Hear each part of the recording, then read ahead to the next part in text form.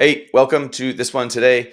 Intergenerational wealth. If we want it, we need to do some things right now. And in this video, that's exactly what we're going to talk about. If you're interested in wealth, not just for yourself, but for your children and their children and so on and so forth, then this one today is for you. Hope you enjoy. Now, if you're a parent, especially the greatest investment that I think you're ever going to make, and this is certainly how I look at this, is in our kids. I take my role pretty seriously as a father, as seriously as I can. And I have to obviously balance out other things in my life. I'm sure you have your views on parenting, so I don't want to step on anyone's toes in this one. But as it relates to our time and our money, whenever we exchange our present value for a promise of a better amount of value or a better return in the future, we're investing. Sometimes it's done with money, and sometimes it's done with our family, like in spending time with them. And if we all agree that we want more out of life than what we put in all the areas, then I think it's a good idea to join forces in a way and make this whole thing about a perpetual thing, a part of your family culture in the future that's not strictly about money. It's about wealth in its broadest definition. So, in this episode, I'm going to be talking about how to send money generationally. I think a lot of people, when they invest, they believe that they're gathering up something that's going to last forever. And then maybe they're disappointed when they actually die and realize that, okay, you can't actually bring it with you. So, on the topic of intergenerational wealth, it's really easy to kind of connect to that because you really are actually doing everything that you can to make sure that your wealth does, in fact, last forever and, in fact, grow through time. So, I've learned, though, that as much as it's about building up resource, it's also about preparing that vessel. Like if you want to leave your kids an inheritance at some stage in the future, you're kind of giving them a loaded weapon. So you really want to teach them how to handle it before they get to access it. So it's about preparing that vessel. It's about teaching them how to behave in the world to a certain extent and how to behave around money and how to use it as a tool rather than become a servant to it. And my objective here in this one today with you here is that I just want to get you thinking about wealth that can move from generation to generation. If you do want to give your kids some sort of financial assistance, then why not put some sort of framework around how you would like that to play out in the future? One of the ways I look at this is it's just pure and simply an insurance strategy. I want to make sure that I'm doing everything I can so that the wealth that I'm placing into the future is actually preserved for the future and not consumed by people making really dumb financial decisions with it. Now, with so much that we can't control in the world, this is one area that we can influence for the better. Now, I'm not perfect. I'm definitely not a perfect parent, that's for sure. But I try, just like you probably try as well. So do take everything today with a massive grain of salt. Think critically about my ideas and only walk away with some of the positives that you think you can run with. So, going back 14 years ago, with a little help from my wife, of course, probably quite a bit of help, we started to produce our own children. And at the time of recording, we are the proud owner of three awesome children under the age of 14. And if you're anything like me, you may agree that when we think about the future, kind of gives us a little bit of hope, a little bit of excitement, but also a whole lot of anxiety. The future is going to look a whole lot different to the present. That seems to be the reality that we're going to see. I believe that AI and robotics combined together will really make the world very, very different.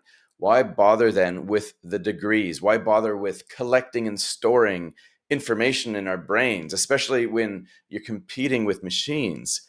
Everything's going to change, and it's going to be hard to see how and really tricky to speculate when this is all going to play out.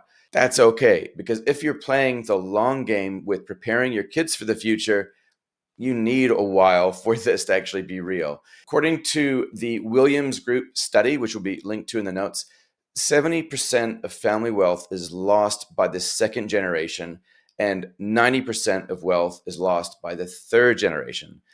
Reasons behind this include a lack of financial education, makes sense, poor communication about money, so methodology and content, and not being prepared for a changing world.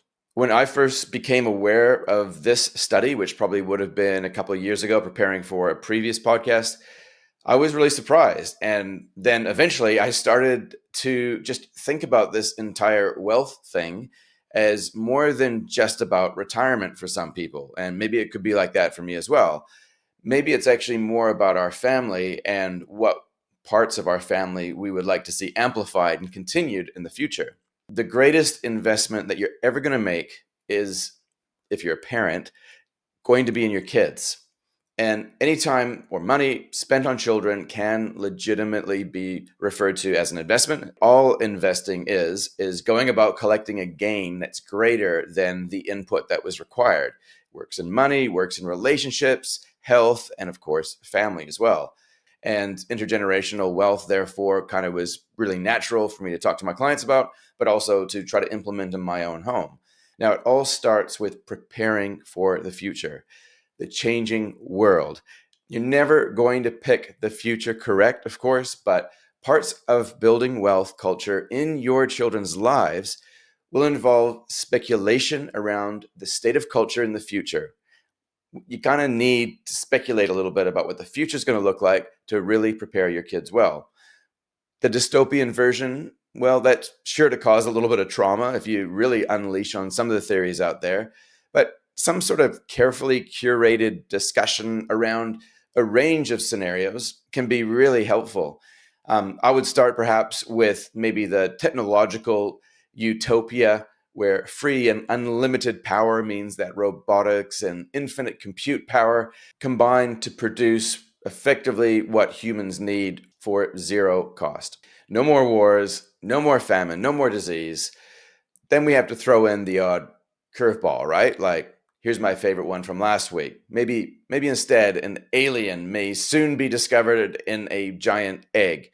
And maybe the aliens have been here all the time, but only just now the Catholic Church decided to rewrite their doctrine to include aliens. I don't know. These are obviously extreme ends of either the utopian or the dystopian end, but I think have a bit of fun with it. And it pays just to set the scene a little bit so that your kids, using their own brains, will come to their own conclusions over time. In our household, though, we focus on teaching them about things like how to work hard, like work ethic, morality in a world where morality isn't so much of a thing, and knowledge in a world where traditional paths to wealth might not hold true anymore. So, first up, the most commonly quoted household rule we have is work before play. So, this takes the form of doing physical tasks like laundry, cooking, home maintenance, physical work while learning practical skills. That's pretty much what we try to do. And what we're trying to do here is we're trying to make sure that they understand the value of their own effort and the right to the reward that it brings. Just to flesh out that example a little bit more about what we do, it's basically 1 hour, that's all it is, 1 hour of work for the preteens and 2 hours of work for the teens. And of course, that all goes to infinity when we want them to leave home. It's kind of like a progressive tax system, except instead of inequality, you get incentives to succeed. Who knew, right? So now by work, I mean everything that's required to run our household. And that's going to be different for different people. But I want them to know how to do things like fold laundry, how to clean the bathrooms properly, right? How to cook and how to cook stuff fairly simply and fairly reliably, how to paint, how to do basic handyman stuff, anything like that. Work is sometimes the result of discipline, though. If they do something wrong, instead of the anger, ideally it's consequence. And hey, it's time for more education, right? And it works. You get stuff done around the house as well. It's a lot easier if you don't want to spring for a house cleaner.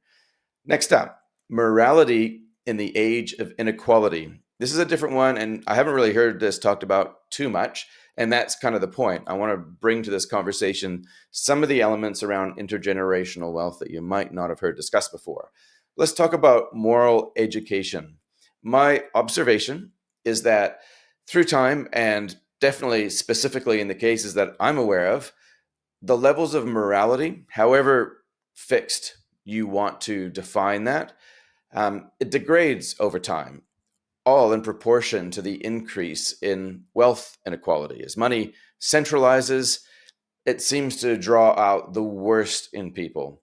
And contrary to how most of us would think, morality and money are pretty tightly linked. So if you want to work on one, it pays to touch on the other one as well.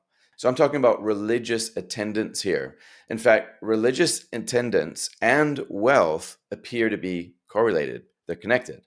Studies have shown, and they're linked to in the notes, that regular religious attendance is associated with a 9.1% increase in household income and a 16% decrease in welfare participation, increasing the odds of getting married, lowering the rates of psychological distress, and higher levels of psychosocial well being. Again, you're trying to do this while you're respecting your kid's right to independent thought, right? Like that is absolutely important.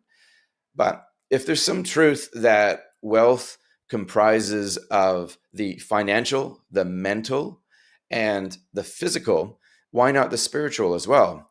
Why not revisit the benefits of morality that previous generations seem to enjoy? Just a thought.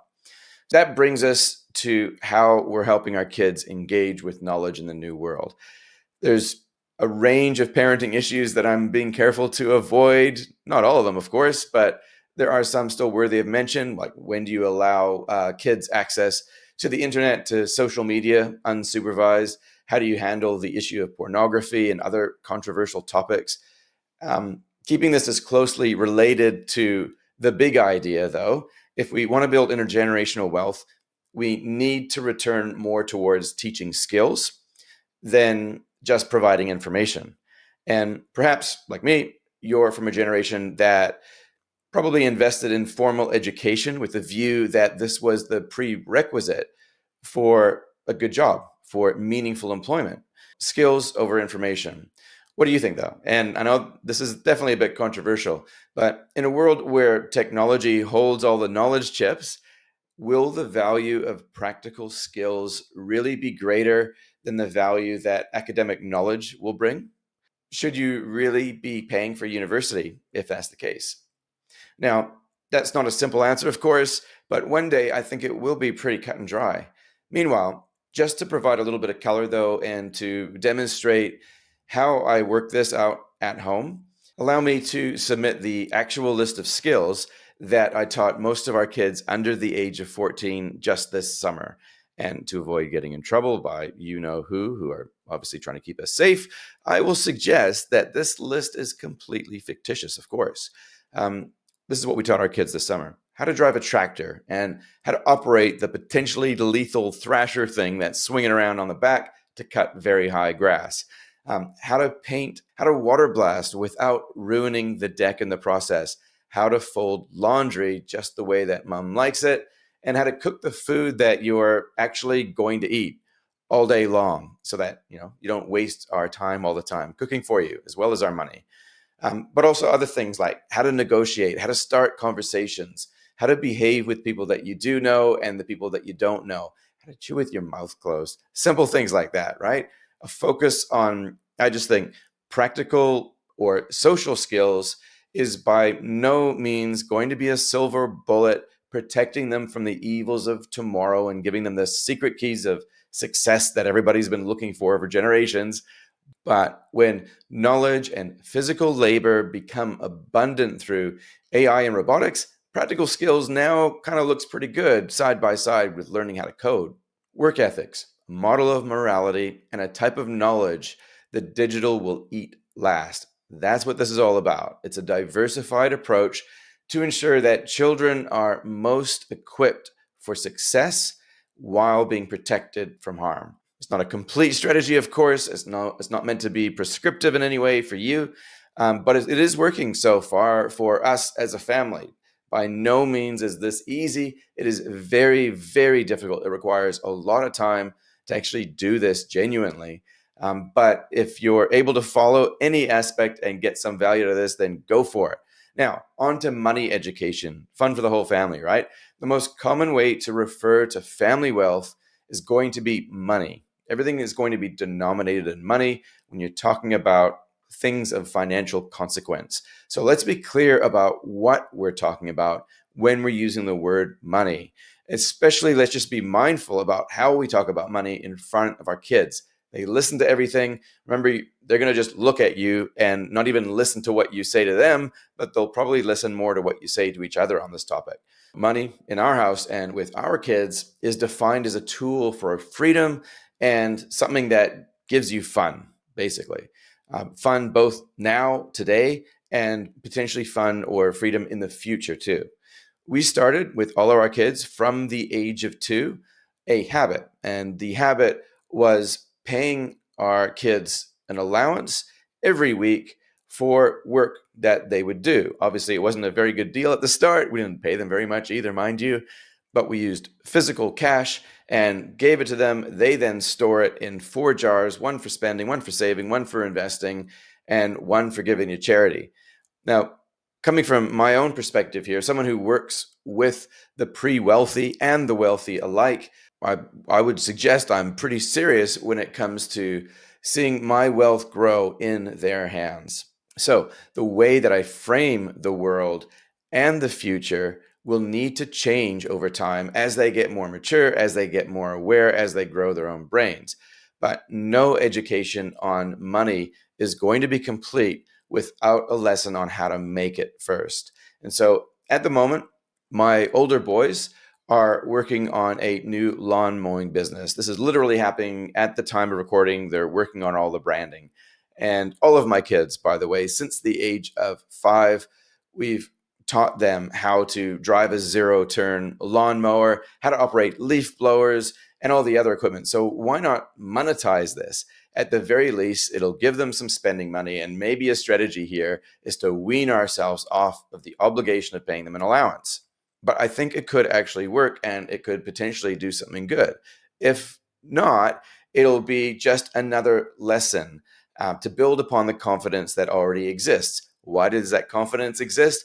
Because from the age of 5, my oldest was selling grapefruit that fell off our tree on the street corner. And then he migrated to selling bags of charcoal that we made at home.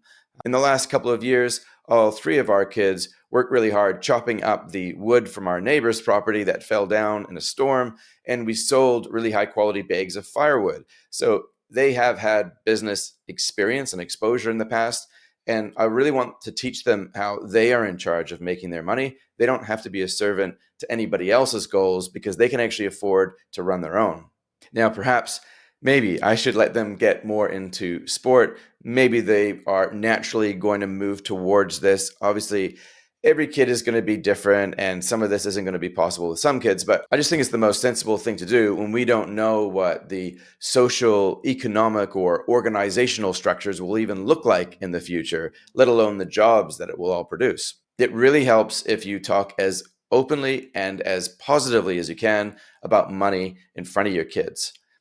Sharing successes, mistakes in the money space, I think is really important. Most kids start off loving us generally, then they lose a bit of respect for us.